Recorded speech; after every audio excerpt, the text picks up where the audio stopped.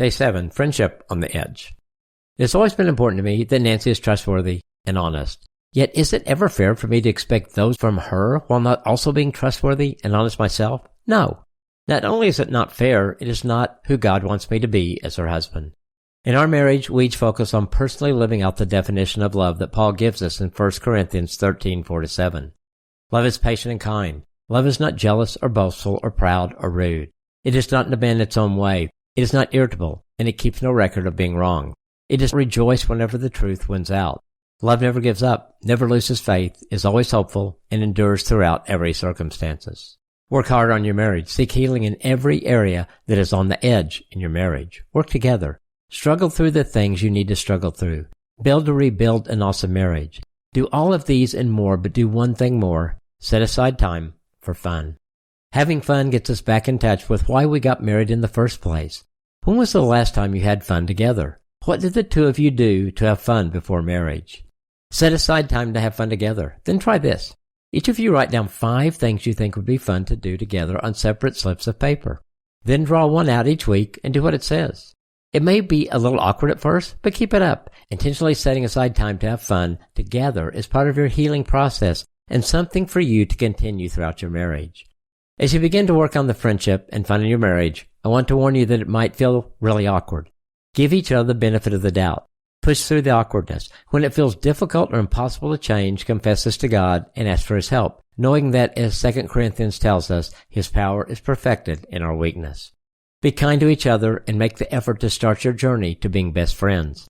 Paul says it best in 1 Thessalonians 5:11, so encourage each other and build each other up, just as you are already doing. Next steps? Work together on your friendship priority list. How can you prioritize your friendship in this season? What does that look like practically? What are a few things that would be fun to do together? Keep this list growing.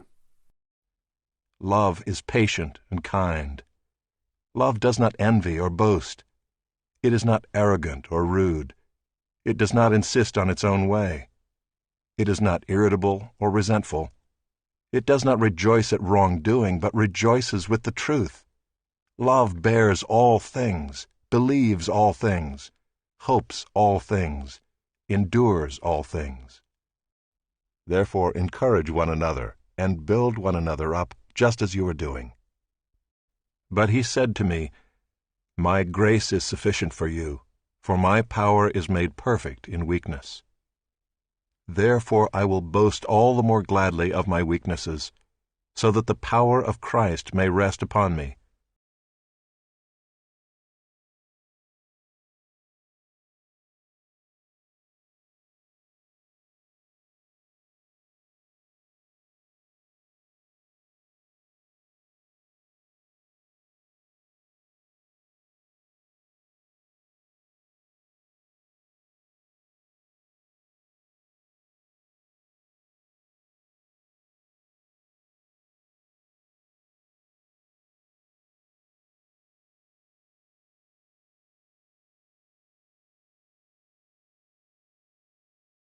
I was blind, but now I see.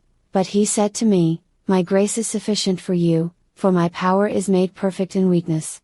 Therefore I will boast all the more gladly about my weaknesses, so that Christ's power may rest on me." 2 Corinthians 12:9. My life had been the